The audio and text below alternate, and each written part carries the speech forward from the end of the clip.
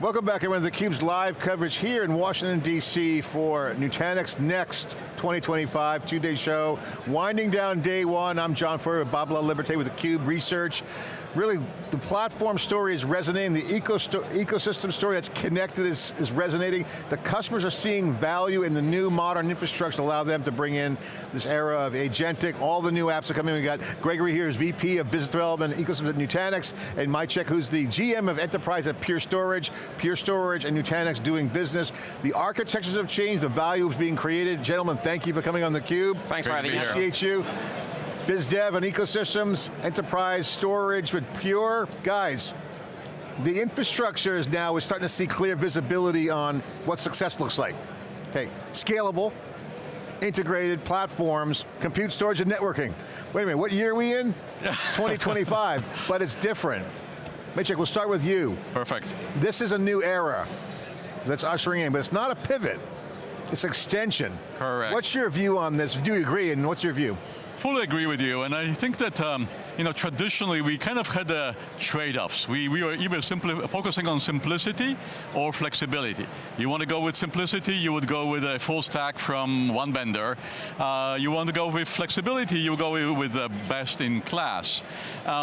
But with all the changes in the market, with AI, with changes in business model, we're hearing more and more from customers that this is not enough. We actually don't want to compromise. We want to have simplicity and flexibility together, and it only comes when you fully integrate the solution. It's not about superficial announcements, it's about integrated solutions that give customers choice. A lot of people are rethinking virtualization. Obviously, Nutanix has a hypervisor. Virtualization, if everyone doesn't know the history of the cloud, virtualization enabled all this right now, but they're rethinking it in the new architecture. What's your view, guys, on this? Because you start to see that layer become substrate, as they've been saying here. What are people talking about? Yeah, and I think that in many ways, I think that we are redefining kind of the stack as well and building more flexibility into the architecture. You saw the announcement today from Nutanix, where we talking about virtualization, but then also containers, right? And but also it's about workload awareness. We at Pure have been working a lot over the last 15 years. We actually, both companies have been celebrating 15th anniversary lately. We've been working for 15 years on workload optimization, whether these are databases or cyber and others. But now, working together between Nutanix and Pure, we can do a much better job because we can actually have much better understanding, visibility, and opportunity to optimize. So the point here is, lots of different workloads, we can have a consistent architecture that allows us to optimize for each of these workloads, from AI to cyber to even backup. I want to get your thoughts on the solutions, Gregory, but the ecosystem, we were talking before we came on camera, you're a student of ecosystems, from the master himself, Sanjay. But in general, the ecosystem is pretty, almost a generic formula. Totally. Got to create value. Totally. And if there's friction, that's not valuable. If there's distribution and money making, there's value there too. Yeah. Of course, say money doesn't hurt either, but this is like a formula. How does that apply to the modern era? I call it the modern era because it's different, as we just talked about. What is your view on this? Why is it so successful here for you? Yeah, thanks, John. So you're right. I think when you talk about ecosystem, there's always what we call the logo wall, which are useless. Sometimes they create friction, most of the time they don't generate value. We try to do the exact opposite, and that's Define what that means, logo war. Logo wall means basically you do a deal with a partner and it's just a logo, there is no go-to-market, no co-engineer. But I want to bounce back on what Maciej was saying. This is very important to understand that the Pure Storage and Nutanix partnership is based on a co-engineered, co-designed solution. And this is not most of the partnership that happen nowadays. A lot of VPs of biz dev in Silicon Valley would just do a logo wall, which they we hit ourselves, yeah, well, let's agree, we meet together in the channel, and done, that's it, right? that's it. We call those Barney deals. You go, You know, I love each other. Yeah. We love you. I don't you have love me. I don't have a reference. I don't think people got know it. Barney. It's not an old character, but it's, a significant, meaningful deal, but with engineering. Totally. This is the hardest, by the way. This is the hardest because the hardest is to bring together the two engineers. It didn't happen overnight. What you saw today was a culmination of month and month and month of work between the engineering team, because bringing the two engineering team with customers' perspective, how the joint solution is going to bring value to the customer, how it's going to improve the ROI for the customer, and how it's going to improve profitability for the customer is key, is very important.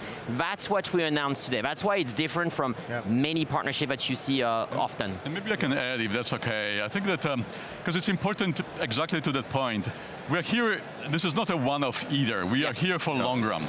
Yeah. So when customers started calling us over the last year and a half and saying, you guys need to do something together, right?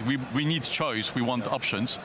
We actually got our product management and engineering team together many times, created effectively a virtual team, and then we started to spec sort of a roadmap and release and prioritization. And that's actually a key. It's not two teams, it's one virtual team working together. You know, we had many dinners, many architectural reviews, and that's, I believe, is the key to the success, because then it's the entire team has sort of vested interest in a long-term success. And so why does it make sense to do it now? You talked about the trade-off between flexibility and so forth, right, or simplicity. So do you believe that you're getting both of those now with the tightly engineered solution? Like you're giving that flexibility, but you're not really giving up a lot of simplicity either. Correct, and I think that obviously from the market perspective, the timing is right, but we actually knew, we've been partners for a long time, and we knew that sooner or later we will do it. So I would say two things. One is product and architecture readiness. We've, on the Pure side, we have now Enterprise Data Cloud platform that allows you to, gives you ultimate flexibility in terms of scale out, scale up, all data types. We have a control plane confusion when you can design templates or presets from load balancing to connecting data sets, consistent APIs. And then the similar kind of architectural transformation happened on the Nutanix side. Yes. And now we can integrate, not as you said, not at the API level, but it truly is driving the workflow level. So for example, our solution, you'll be able to manage it through Prism, through Nutanix management platform. So we're giving customers and partners 1 + 1 = 4 instead of just stitching things together. Well, let's back up. Let's talk about the hard news. Talk about the relationship news. Obviously, we're getting in about virtualization, but there is the cloud and the flash array. So talk about the specific deal, so people can get that out on the table. So who wants to go first? Go ahead. All right. Go ahead. So basically what we're doing is we are integrating Nutanix cloud infrastructure with Pure Flash Array, which is an integrated part of our Enterprise Data Cloud. And we are integrating it specifically with use case like cyber, like database, like AI in mind. And all of the solution will be managed, integrated through Nutanix management platform as well. That's that where the simplicity and flexibility comes in. Exactly. And your point about the co-engineering. I want to bring that up because you mentioned roadmaps. Now, in my mind, anyone who's done product work, especially down at the low levels engineers that you guys are doing, it's hard. Yep. It's hard as heck. But doing it with a partner is even harder. It's harder. Yep. So this is not to be overlooked, so I want to kind of unpack that. What's the value coming out of that? Can you guys share what's the fruit that's going to come out of this partnership? Obviously the high level flexibility, but what specifically, what's in it for me, the customer? So from a customer standpoint, you were mentioning the shock, what I call the shock to the market, to the customer. If you're a customer, you went through a series of shock these past 4 or 5 years. There was COVID, there was AI. All these things there's the Broadcom, which is a shock. So all the customers are questioning their legacy infrastructure. All the customer, and what I call legacy was something that they might have purchased 3 years ago, by the way. So it's not that old. So, but everybody is, all the customers. It's funny, 3 years is legacy. Yeah, totally. So everybody is like, okay, what do I do? And so we have, for example, to be more generalistic and extract myself for a second of a pure storage scenario, we have a lot of customers coming to us and saying, hey guys, you know, this is Broadcom thing, there is a lot of geopolitical, so we're questioning this, and by the way, we're also questioning our security stack, you know, which is not even related to it. So that's why you see all these partners on the show floor today. I want to insist on this, because everybody is being put in question. Everybody is not at risk, but everybody questions their choice. Right. And so that's why, to ask your question about the timing also, that's when it became super relevant and super timely for Pure Storage and Nutanix to come together now, because customers are revisiting a lot of strategic choice for the next 5 years. I'm not going to say 10 years. I learned in tech that 10 years is like, it's too late. But that's why we came together and we worked so hard over the past few months on this co-engineering thing, because this is what the customer wants. They want ease of move, they want simplicity, they want flexibility, and they want to be pretty agnostic, which is what this solution is giving them. And you know, Nutanix, we have our whole history also, so we're still OEM agnostic, but Pure Storage is giving us a lot of flexibility. It gives us a lot of increase in how we can address a lot of customer scenario, which we couldn't before. So I hope that answers your question. One example, right? Like I was just talking with a customer earlier today, and by the way, their feedback was like, this is awesome, right? So, which we got that a lot. We got that a lot. But it was about cyber, and we were discussing basically how now in our joint solution, the customer can actually run day 1 and day 2 workloads and get near zero RPO. That's sort of one very practical example when you can basically almost instantaneously recover from ransomware, and it can only happen because of our tightly integrated solution. You know, I always said for years, beauty's in the eye of the beholder. Yep. And in the enterprise, every enterprise is different, right? So, not only is choice important for partners, to your point about ecosystem, the customers now, because it's end-to-end in the workloads for AI, it's workload choice. Yes. So there's two choices going on. There's the choice of partners for in the ecosystem, but the workload's going to make these calls on the fly. Yep. Now the customer, your customers, they're trying to architect an environment where the old days, oh yeah, it brings some storage in, it goes in that department. The hurdle was a little bit lower. The bar now is a little bit higher, big time, because of integration security checks, data security, governance. You have a lot more things that the customer has to figure out. It's harder for the customer. It absolutely is, and I think that we talked earlier about transition, but exactly what you mentioned. There used to be where we had sort of a stack that was workload specific. Customers don't want to do it anymore. They want to have a platform with enough flexibility and optimization so they can apply the same model, whether you're doing backup archiving or you're doing AI workloads. One-off is a feature, not a bug. Yes. Exactly. But generative makes you do that. So you're now into policy kind of concepts where, hey, okay, here's what we enable. If a workload needs to be configured end-to-end, it shouldn't be hard to do. That's not a one-off, that's just a configuration. Correct, and like for example, another example I was talking with a customer earlier is like, okay, now we can actually monitor a database application, and if the performance goes down, we can load balance across the storage estate, right? So these are the nuggets. This is what customers want to see. The organizations are just realizing the benefits and trying to figure out the use cases that they can apply for this as well. And it's no longer about integration and validation at all cost and at scale. I come from a world of biz dev where it was about certifying, validating as many apps, as many software as you could, because it was the world of consumption. Now today the customer, no, we don't have time. So you have to be integrated already, and you have to be co-engineered, because otherwise it doesn't take off. They don't, the IT department, they don't have the bandwidth to address too many stuff now. So that's why they're more excited about a joint solution like this, which is co-engineer at the origins, rather than certifying and validating. So that's back to my logo wall analogy. They don't have time for this. Customer, they don't have time. Okay, you've got 1,000 logo. Okay, great, whatever. I want to know if it's going to work in my environment. Has been tested, certified, co-engineered. That's where the Pure Storage and Nutanix solution comes in the picture. Maciej, I have to ask you, I've also been following Pure for 15 years when the founder came into theCUBE, by the way, launched on theCUBE. Yes, he's a legend. Yeah, legend. He's got a nice, Scott's got a nice venture now. I was like, what's he doing? Oh yeah, I love the code generation. But I remember, no one was doing storage at that time. EMC was the 800-pound gorilla. Yep. NetApp was hanging, well, still around. NetApp's always been great on their end, but no one took on the EMC. You guys did that with Flash. Now Charlie's at the helm. Yes. And he's a nerd. Yeah. Okay, he knows with the tech. What's it like at Pure right now? Because like, I interviewed Charlie a couple months ago and he was very upbeat. He was very, very confident. Storage isn't going away, obviously.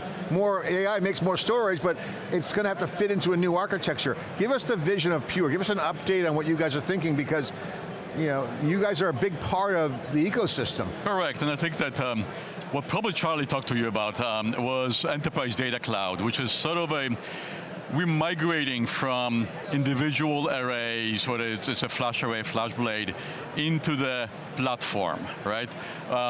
Because that's what the customers are asking. Now they're deploying petabytes and sometimes even exabytes of storage, right? And the platform where you can actually you're running control plane we call Fusion, where you can automate a lot of tasks across the whole estate with a consistent APIs and integration with our partners. So the reason Charlie was optimistic, because the customers, like every 10 years or so, there is a change in the architecture, right? Yeah. And now we are seeing this change with modern virtualization, sort of customers revisiting where they are from the stack perspective, AI, cyber, even cloud on-prem kind of consistency. Yep. And our platform extends from the cloud to on-prem to the edge. Yeah. And the customers are responding. They're really, really embracing that concept of the platform, and they're voting with their dollars. So I know you got a networking background. So does Charlie. So does Bob. Networking is infusing in everything now. It's like everything's got like network constructs, even storage. And I talked to NVIDIA. Their operating system is basically networking. Yep. KV cache is a network. When you have a distributed world, it's going to be connected. And even my boss is from networking, Rajiv. Yeah, exactly. We were talking about the optical networking. Yeah. He wrote the book. I know. That's why I'm like. Yeah, it's a lot of us came from Cisco. Actually, Cisco. So it is interesting. So the most recent research I did, we asked about the importance of the network in these new distributed environments. 93% came back and said it's either more or much more important. So the cool part is there's a recognition, it's not just plumbing anymore, it's vital plumbing, right? It's really, this is going to be integral to our solution in being able to connect all this up, especially in these highly distributed environments. Correct, and I think on that note, maybe I can also highlight that we also announced today the partnership between Cisco, Nutanix and Pure as well. Awesome. Exactly for the reason, right? Is that customers want flexibility, but at the same time, we've been working with Cisco over the last 10 years in the kind of a joint architecture we call Flash Stack. We have tens of thousands of customers who've deployed it since then. And now we're leveraging this partnership. You've been working closely with Cisco as well to actually come up with a joint value proposition. Exactly for the reason you mentioned, because networking is more important, because customers want more integration across the stack as well. Networking is cool and relevant. The secret to success. Cool again. Cool. I can tell you, it's never uncool. I started in the industry in 1988, and I never thought that I would be in a situation like, all right, networking is cool again, but it absolutely is. Yes. Sometimes those shirts you have in your closet come back into fashion. Exactly. Gregory, I have to get your perspective. Business development's an intentional strategy with the ecosystem. Obviously, the names we're talking about here, this is the core tech industry. Yes. Coming together here in Nutanix Next. Congratulations on your success. What's your plans? Where do you go from here? Again, 86 total partners, big names, not just the logos you want to see for the Barney deals just on paper, they're integrating. What's the strategy for you going forward? What's the intention? The intention is to grow and to scale these ecosystems. Just like we were joking previously about someone famous who said you need to turbocharge the ecosystem or step on the shoulder of giants. This is what we're doing here. I mean, we're still going to work through our channel, of course. We're still going to go 100% channel, but we are opening new routes to market recently with Dell, with Cisco a year ago. So we really want to propel that go-to-market. We really want to scale through this because, I mean, we have a couple of hundred of sellers at Nutanix. I mean, I don't don't know the exact number for Dell here or Cisco there, but there are thousands of people who talk more often to the CIOs than we do. So you're going to see more of that, more of this deepening. I was telling you about the depth and breadth. There was a time where Nutanix was at the early stages where it was very important to be able to be validated with a few big names in every category. Like if you're not validated or certified by, let's say, Palo Alto in the security space, for example, then you cannot be deployed. Today, Nutanix is past beyond that point. Not only we have a leader in every category, but they're on the show floor, they're advertising our solution. So this is something that we're going to pursue across the board. We're not going to go everywhere, we're too small for that, but it's not just about the leader in every category, it's about making sure that we are getting exposed to more and more customer context and scenario, which are becoming more difficult, more complex. We have to be validated and certified and work with everywhere. We're not going to do resale agreement with everybody on her, that's not the goal. But with the big ones, the big OEMs, like we are super foundational and great partners for us, we're going to keep working with them. And for the rest, we're going to expand our reach and make sure that we are someone reliable they can work with, someone they can trust, and someone that whether you go through channel or through a third party, you can work with Nutanix. It's interesting, final question as we wrap up the day, and appreciate you guys going a little longer. I want to get your thoughts on something philosophical. It feels like there's a systems revolution back again where totally. There's 2-3 degree orders of consequences of decisions. And also the pressure. It's almost like everyone's waiting for the answers. Like the infrastructure's under so much pressure. Just get it done faster. Can you build it? The picks and shovels are waiting to go to work. We need faster infrastructure. Do you agree with that? Do you feel the same vibe? And where are we on the progress bar? If you had to kind of like, are we going fast enough? Are we going to get there this year? Are we there already? Just wow, so deep thoughts. I'll give an easy business development answer. It's always the easiest. Give me more time to give the answer. So you can think through it. It's a philosophical answer. Yeah, no, I think it goes faster, I agree with you. I don't think we have all the answers yet. I think the entire ecosystem, the market is still looking for answers in there. I think we're going to see some emergence of patterns here and there, which we cannot determine right now. I think if we sit down here in a year from now, we're going to say, oh, did you notice that? We didn't see it a year ago. We're going to see a lot of that. I don't know. There's a lot of changes, there's a lot of pressure. Like you said, I talked to you about shock, what I call shock to the system. Now on top of this, we have macroeconomical, geopolitical shock, public sector shock, where in DCs there's a lot of changes. I mean, there's going to be some new players, there's going to be new trends. We don't know exactly where. You're saying directionally you feel good, but you'll play what's in front of you. On my level, yes. Okay. Your thoughts? I think that my take is, yes, speed definitely yes. Like if I even look at Pure, we basically double our capacity every year on our modules. But it's also being smart, and I think that we talked about ecosystem and integration, because speed by itself is not enough. Yes. You need to balance speed with playing with others, because no one company can do it alone. People are making calls with their time. Yes. Totally. And that's a tell sign. You squint through the... Let me give you if I may give you an example. So the Nutanix team 5-6 years ago, they were running after a partner to be again certified, validated. Today we have more incoming calls from ISVs to validate on Nutanix platform than we can serve. So back to his point, we have to prioritize. So yes, we have a lot of stuff that we don't know about, but it's about speed, but he's right. It's about choosing wisely. Are we gonna invest a little bit of time? We have 1,000 validation last year. We have 1,200 this year. We have a backlog of dozens and dozens of ISV. We say, hey, I want the HV logo. So, so this is a new trend. So. Maciej, Gregory, thank you guys so much for closing us out today on day one of Nutanix Next. Thank you very much. Thanks for having us. Insights. theCUBE, bringing you all the high-frequency insights here live on theCUBE. I'm John Furrier, Bob Laliberte, and Paul Nishwati for theCUBE. Thanks for watching. See you later.